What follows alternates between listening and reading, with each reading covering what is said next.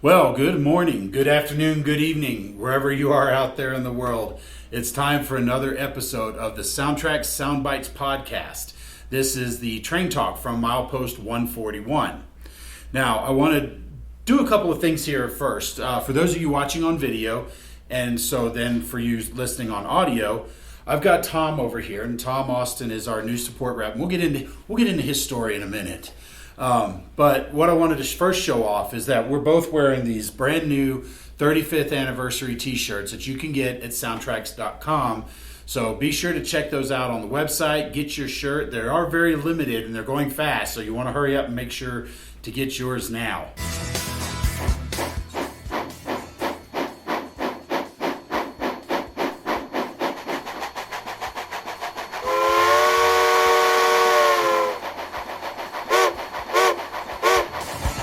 But anyway, so with all of that, there's been a lot going on. As you can see, Tom's sitting here next to me, and I'm very excited to introduce Tom because he's our new support rep, and he will be helping out with all of the support questions, calls, emails, and everything else.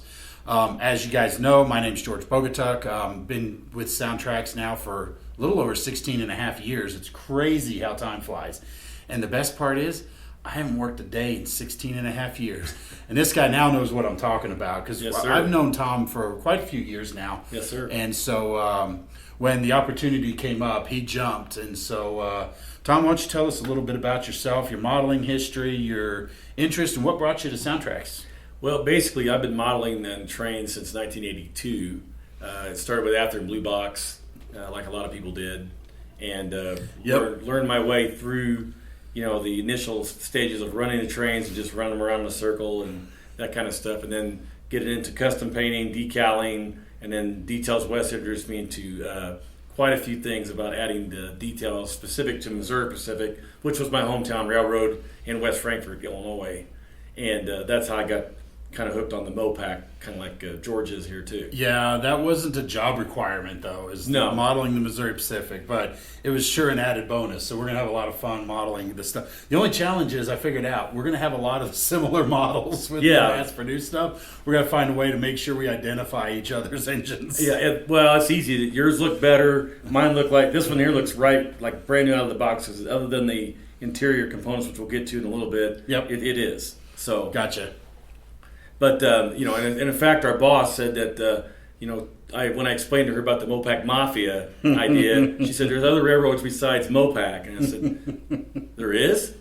Right, there you go. But I focused my modeling on the Southern Illinois, my hometown, my home area, the coal mines, and I've done a lot of product research for various manufacturers, including Atlas, helping them in particular with these engines and several other Missouri Pacific models over the years. Quite proud of this one actually with the added details that are MOP or Mopac specific, with like the handrails being solid in the front and the rear, and the pilots on this one being closed off without the oval cutouts, which were on the earlier releases. We also made some upgrades to the font on the numbers on the side of the 20-inch numerals on the post 1974 Mopac paint scheme, and they even got the bring that in a little closer on the camera because I think you were off camera there. We can go ahead and bring in the B-roll here. We put the truss plates on it too, and even researched the lettering on that. It is, you can read it with magnification. It's amazing what they're doing with models nowadays. And then this one here, 1555, of course, was the class engine, the first GP15-1 that Mopac had, and it's riding on trade-in trucks. And you can tell by looking at them that each of the axles have a different, like a slope journal. One has a box journal. One has a Hyatt. Yeah. And they went basically off pictures of the actual locomotive to get this exactly the way it is. The engine itself has the standard Genesis drive in it. But I bought these DCC ready when George and SoundTraxx announced Blunami. I wanted to put Blunami in these. Of course, they were delayed because they're like a lot of overseas products and stuff. Sometimes there are delays in manufacturing, and that's okay. No, it was the same here. So this has the Blunami 21-pin decoder in it, and it has a scale sound system speaker in it. It has the all the lighting functions and stuff from Atlas, and then I added as George got me hooked on that, is I've got the ground lights in it underneath the front truck, under by the bolsters there. So it's really a nice model. Very happy to have them, and very grateful to Athearn for allowing the input, and of course taking the input and bringing it to the market. So couldn't say more about that.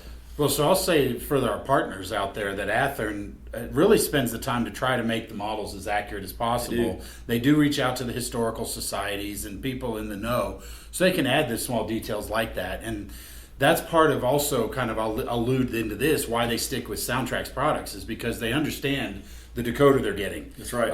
Anybody can make a noisemaker. You can even open a greeting card nowadays that plays sound for you. That's right. And so, but because of our sound system being an interactive sound system, they've stuck with it and they've continued it, even with the manufacturing challenges of, us building here and having to ship overseas for their assembly.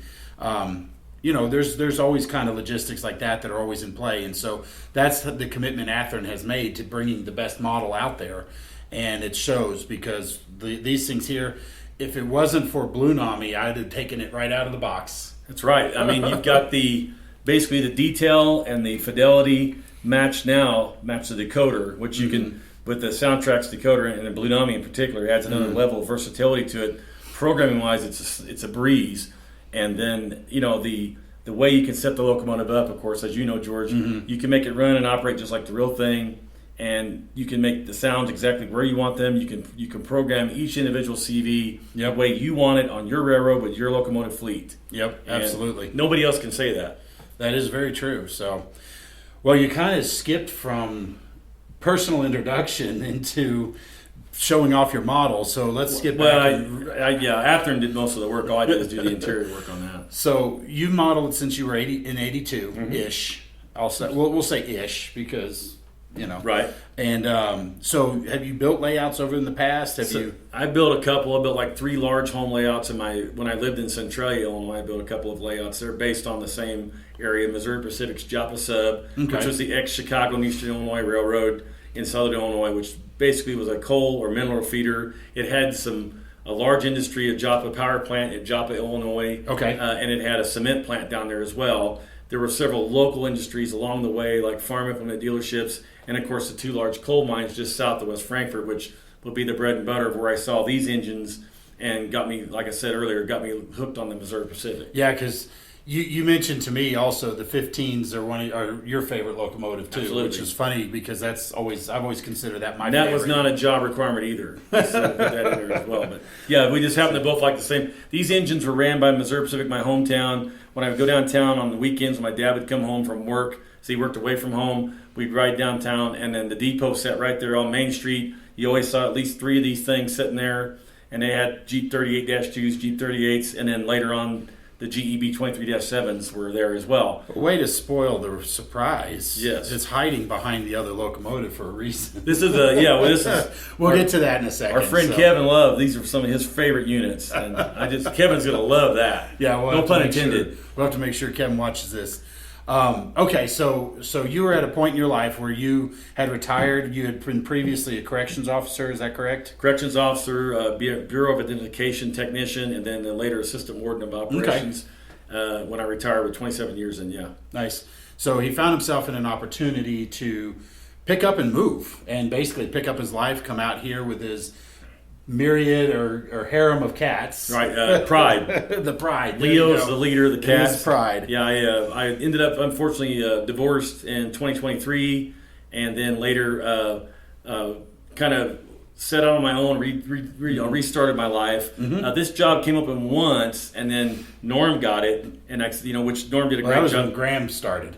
Well, yeah. Well, Norm got it first. I looked at it twice. I didn't realize you. Okay. I looked at it twice, and then Graham got it the second time. Okay. And what had happened is I had not put my resume in time to get it reviewed, and then it came open again, and I had put it in there, but it was late. Yeah. And then SoundTraxx called me back and asked me if I was still interested. I said sure. Yeah. Because I've always wanted to work in the industry, and I've always liked. Loved the hobby. Mm-hmm. And then, I couldn't think of a better place or a more beautiful place to live than Colorado. Oh, yeah. Because I've always wanted to live in Colorado anyways. I'm very grateful. And I can say right now, at least honestly, I've been here a couple weeks, but I haven't worked a day in 2 weeks. Yeah. So even though I basically still retired, it's just they're paying me now to do this. But You're gonna give away the secret here. Yeah, I'm very grateful to Nancy and George here and all the folks here at SoundTraxx. Made me feel really welcome.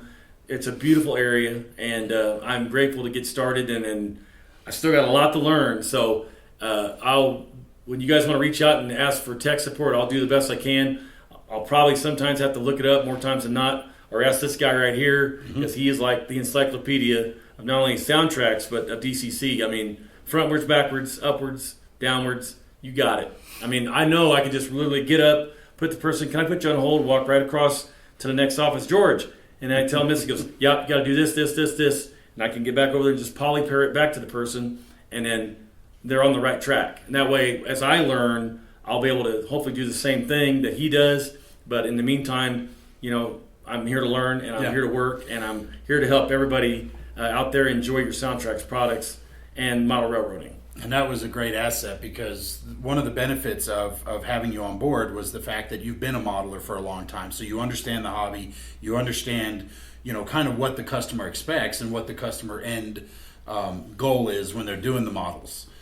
So you have that perspective. So I didn't have to teach you the difference between, say, a GP15 and a 484 steam locomotive. Correct. So that definitely speeds it up. And then with your experience, you've known the models as they've progressed over the years. So if somebody came over and said, hey, I've got an Atlas GP38 from the early 90s or whatever, that you probably pretty much know how to direct them. So that's a good asset to have. Yes, we're all struggle with you folks that are out there listening and watching.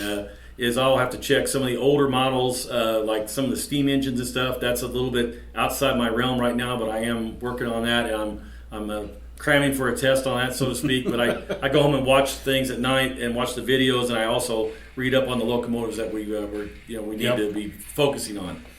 So he's always been a diesel modeler, so that's one of the things. So we're trying to get him more affectionate towards steam engines. They're beautiful. Being here, we've got the steam engines right down the road. We'll make sure we get you on those. Yeah, and it's easy. I mean, it'd be easy for me to take the cop out and say, well, George knows Model and Mopac. They didn't save any of their steam engines, so we don't even have any heritage engines to look at, like the Union Pacific or other railroads like that. Right. So I think they got the front of one at Duplo, Illinois. That's all they saved. Yeah, and that's it. But that's no excuse. I'm reading the manuals, and I'm checking out dynamos and feed water heaters and all that good stuff. Mm-hmm. So let's jump into modeling now. Now you've been playing with this for a little bit. You said you added the ground lights underneath. Yep. Whose lights did you use on that? Nick's Trains. I bought basically the set that he has, and I bought the kit. So I drilled mine out. Okay. And what I did is I drill them out, and I leave them on the sprue, and then I paint them because it's going on a painted model. I just paint them true color Jinx blue. Yep. Put a clear coat of like a matte or a flat to match what Athearn has on here. I use Tamiya's lacquer because it seems to give a really nice sheen even on the paint. So Tamiya's lacquer paint and their lacquer thinner, and then you can't really see the lights, they're so small. You see them when they light up. But anyway, it's just the idea that you're doing. No, but that's why I like seeing his lights in there, because when you look at the models, you see those little funnel-shaped looking curved things under there that for years I've been adding as detail parts and didn't realize what it was until, as of course I got more into the lighting and everything. So it definitely does help those locos stand out. And you said you got Blunami in there, so go ahead and put it on the track and let's just take it for a run. Now the challenge here is I also have 1555, and so like I said, we'll have to do a model contest, see which one's better. I already know it's yours. Mine's not weathered or anything yet. It's just I don't think I've even weathered mine like that. It's set in the box while when I put this in there, I ran it and then put it back in the box and then I moved. Go ahead and do the screen record. Okay. So there you go. Screen record it. So that way we're going to show you the Apple app kind of up in one of these corners here as he's running the locomotive to kind of show you some features about this. So go ahead and go into your operations mode, whichever you prefer, the standard or the multi-train. Okay. And then now when you're here, you can pull out that function bar, and that allows you an alternate way to access some of the functions like your headlight and stuff like that. But so how do you have all these wired up? I know you just plugged in the 21 pin. I hardwired mine with a PNP. So when you get into the lights, which one's FX3? What turns on with FX3? So you have FX3 as your front class lights. Right. Are your rear class lights on also, or that is separate function? It's 5. That's 5. Okay. Wait, that's FX5. Yep. Okay, so then So it goes 4 is 3, the 5, motherboard. Nope. I got them wired together with my truck lights. Okay. Because those are usually on at the same time, according to the Mopac engineers. So Correct. Well, so, because and if you watch our YouTube series, the engine of record has the number boards illuminated, which is also usually where the engineer is, and that's where he's looking down and needs to see the ground move. And that's the whole purpose of these lights down here, folks, is that in the dark, if you're in an engine and you throttle up, if there's no light around, no reference except distant lights, they don't look like they're moving, so you could be moving very, very slow, but you certainly feel like you're moving because that cab is bucking all over, but those wheels could be slipping. So the idea of the ground lights is so you can quickly take a peek outside, look down, see the ground moving to know whether I need to throw some sand down there, reduce the throttle, whatever the case is. And this is the EMD2. Okay, so you're using the 12-cylinder. It's got, and it's the EMD2. It's got the 1245 or the 645 12-cylinder E, and the non-turbo, and then it's got the classic SoundTraxx Mopac RS3L bell or horn. Okay. Now the cool thing is that, like, and this is why I wanted you to record this screen, is that we go back to your other light functions there. You can actually rename these. So if you pull that menu out just a little bit further, there's your text box that you can type in and rename it. So the FX3 is your front class lights. He can type in the name, and we've shown you this in several different instances. And again, this is the Apple version of it. I have the Android here in front of me, and we're going to show you some cool things about that here in just a moment. But yeah, once you rename it, there you go. And so you can see, for those of you watching on video, you can see that he's got the name renamed so that when he closes it out, it'll say front class lights. So now he doesn't have to remember the FX3 is my class lights, my FX5 is the rear class lights, and so on.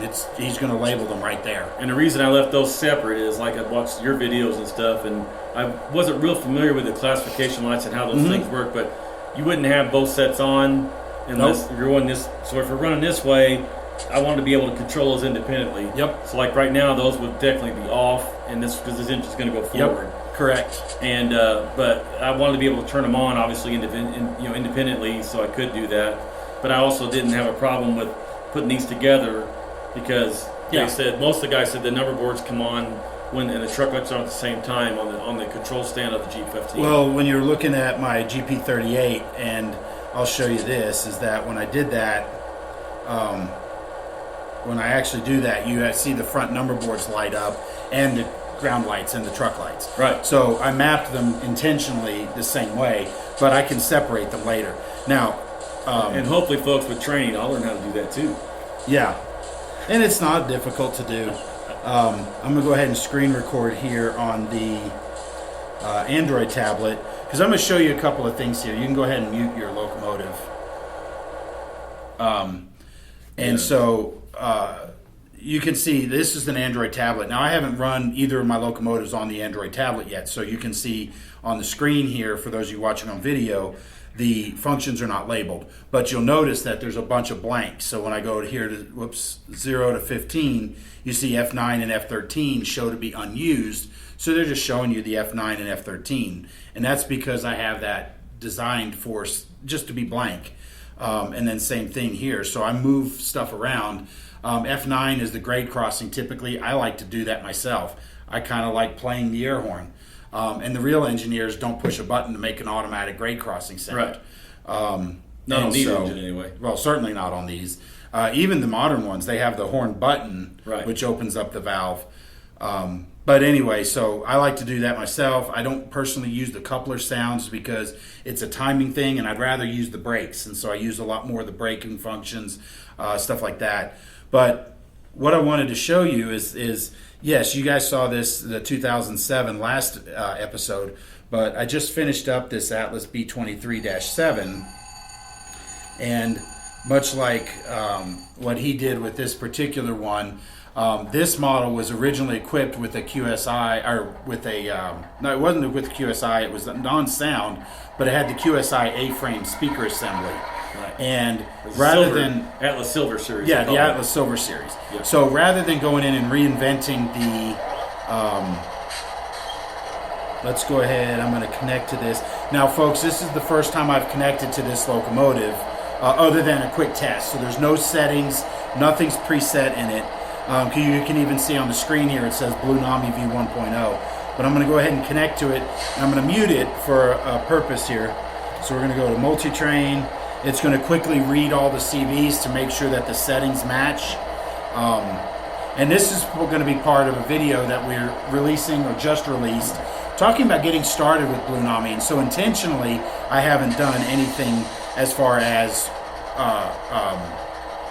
doing the settings. That's cool. So what I'm going to do is I'm going to go ahead and mute the Locomotive just for the moment. But this came with that A-frame speaker, and you know, our 30 mil round speaker is rated for like 0.5 watt with a 1 watt peak. So I certainly could have used those, but I decided to try something different on this one. And I did grab the Scale Sound System speaker, and I grabbed the giant big box one he had, because he has two of them for that era type locomotives. He has the half moon round, and then he has the box, and it's supposed to replace the A-frame. So I was like, well, let's try that one. So I put it in there, and it fits just fine. And so that's what's actually in this Locomotive. But like I said, I haven't done any settings or anything like that. So actually, if I uncouple these for a second, you'll notice that if I start moving, like say for example, I start moving forward, the Locomotive instantly starts and instantly stops. And the GP38, because I do have some momentum, actually it's not fired up, but there is momentum set into it. Now, the really cool thing, and this is why I'm kind of getting into all this, is I'm going to go into my settings for my GP38, because I'm going to copy all my settings into the B23. So we're going to go in here to CV settings, and I'm going to see copy CVs to other loco. So I'm going to choose a loco to copy to, and this is the B23-7. And so before I do that, on my B roll here, I'm going to go ahead and turn on the rear class lights.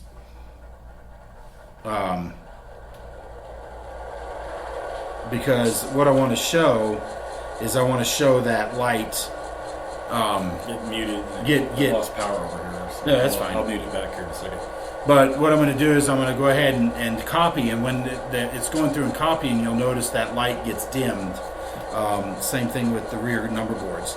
So we're going to go to my GP38. We're going to CV settings, copy CVs to other loco, B23-7. Note, everything will be copied except the address. But I haven't programmed an address into this yet. So we're going to go ahead and copy all. So now the screen, what it's doing is it's reading this CV and programming it here. And it's just flashing that information back to back. Now, I also know this is a GP38 and this is a U23, which is a GE product. So as it's reading, now that I've harassed Tom a little bit, you'll notice that these lights on the number boards and the class lights have actually dimmed. Because as it's going through and making those settings. Now, as I was saying, this is a GE, this is an EMD. And what's happening now is that as I go through, now it's function remapping. That's why F8 mute is no longer active, because I took the mute and moved it onto function 19. So that's telling me that's where it is. But even though I'm setting all this, what it's doing is it's matching the function mapping, it's matching my momentum settings, all my DDE, and any of those other things, volume levels, stuff like that I've done in this model, now matches to this. But how do I get the right prime mover? Well, we're going to go in here and fix that. So we're going to go ahead to sound settings, and we're going to go to main sounds, because this is the prime mover right there at the top. Oops, let's go back to, let's actually go to the GE unit, because that would probably help. Sound settings, main sounds, and you can see it says now that because of the way this one is set, it programmed this to a GEVO. We're going to go ahead and fix that. We're going to pick the FDL12, and it changes it right there. Done. Now we're going to go here and we're going to pick the bell here. Yeah. We're going to pick the, And so that's a good bell. But you can go through and make all your settings adjustments that are unique to the GE sound after you've copied everything. So even though this is a GE, it may set the CV123, which is my prime mover select, the same as it is here, but I can go fix it. So now in a matter of seconds, now I've got two locomotives that'll run together. So if I want to consist these locomotives, whoops, keep hitting the wrong button. So we're going to make my GP38 the lead. We're going to go ahead and pick him as consist B, and then we're going to make this as consist B, and this is the rear loco facing backwards. And so once we get this other locomotive fired up, turn on our headlights, make sure we're going in the forward direction, which I just realized if it's not facing forward, it messes with the direction. B, I want this facing backwards, rear loco. So now, as I start to move forward, oh, I know why. Because this locomotive has the brakes set. Because I had F8 as mute as an untouched decoder. So that was my fault. So now as I start to move forward, the locomotives are moving in perfect consist. So they have the same momentum settings. Now I'll have to go in and kind of play with it, but for the most part they run just fine together. They're both Atlas models, right? 14:1, both 14:1 gear ratio. Yep. And so they consisted well, and if I was to run them together, you never know the difference. And I did that through the app in a matter of seconds. And so rather than before I do that, so when I add them to the consist here, we're going to again do consist B in this one. We're going to do consist B in this guy facing rearward.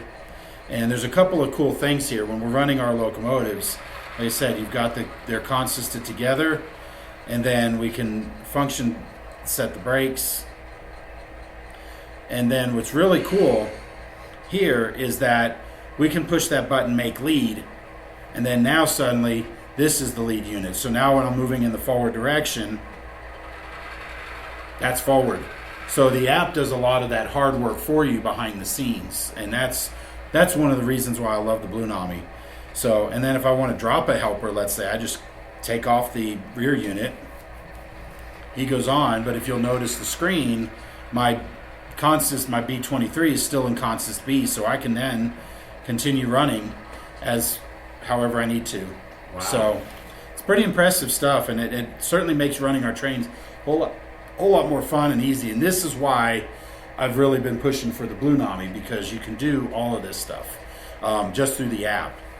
So it definitely, for me, I switched to it because I talked to you guys at the National Train Show in St. Louis, the last one, and that's when the Blunami was just coming out or had been out, and you guys were there, and that's when I made the decision to switch to the Blunami. So I am ordering even my Athearn engines now. My new Athearns, I will order them DCC ready so I can put Blunamis in them.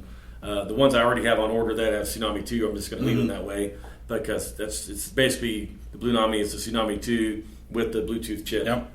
And I still have all the same functions and all the same operability and flexibility with both decoders. So yep, absolutely.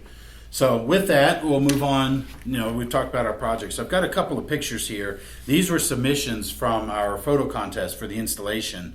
And we're very happy. We appreciate y'all's participation in that. It helps us.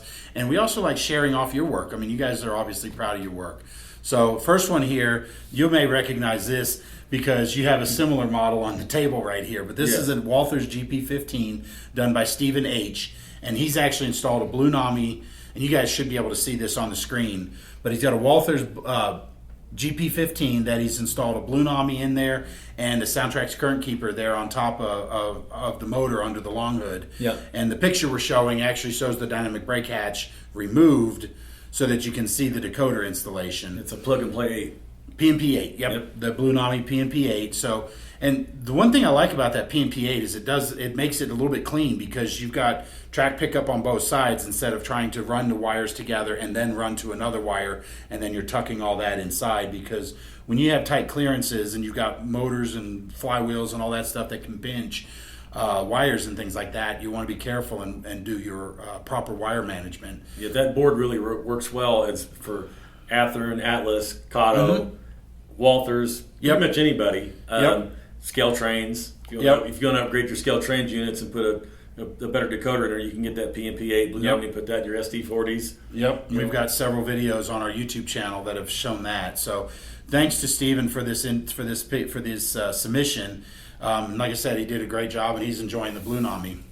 And then the next one I've got is from, and I'm probably going to say this wrong, Alan G. I know he's one of our friends north of the border. But he actually is doing a large-scale SD40-2 from USA Trains. And so what he's done is he's installed this Blunami BLU4408 in there. But the thing that's not showing in this picture is he's actually using a 4-cell battery. So he's doing battery on board for his outdoor railroad. And that's what Blunami really will allow you to do also, is because all you have to do is supply the Blunami with power. In this case, he's using a battery. Right. You use the free app on your phone or your smart device. You're running trains. And you're running trains in a matter of seconds. He could put that thing on the table here and run it if he wanted to. Yep, absolutely. Or take it somewhere and program it. It wouldn't have to do anything with it. He wouldn't have to have any connection through the rails. Correct. And that's where the onboard battery comes in. And I've got a couple of videos showing off some battery stuff on our personal YouTube channel, which at SoundTraxx, where I've done a ON3 RGS41 that is 100% battery power. Wow. Showing it off on a small section of track with no wires attached. Look, Ma, no wires. Right. Well, and a guy I think about, who was one of the forerunners of, he used to beat up his tracks. One of the first guys in the Midwest that I knew, and you probably know Dave Davis. And Dave Davis did a lot of that. His track was where he had the cars where they were rocking back and forth, like a branch line. This is something I could think about. Like you could really go to town and do it like Dave did on his branch line. His new, I think it's Minneapolis and St. Louis railroad that he has now. Yeah, that sounds right. And he could do something like that. I can only imagine the possibilities with that. So Blunami and then battery power for his trains. Yep, absolutely. So it really does work well. But the one thing about these USA trains, and I don't know if it's really evident, I can see it, but I don't know how clear it is in the picture. But each of those trucks has the motor in it, and their trucks are at about 3.5 amps. So if you wire them up in parallel, collectively that'll exceed the 4 amps. So what you want to do is rewire them in series. So that way you stay below that 4 amps. And that ends up actually bringing it closer down to like 2.5 amps. So it is a really cool setup. So thanks to Alan, for sharing those with us. So with that, that's really everything we got to share and talk about today. I know we're just a little bit past the 30-minute mark, which is exactly where I wanted to be. Good. So really looking forward to Tom, you have being here with us.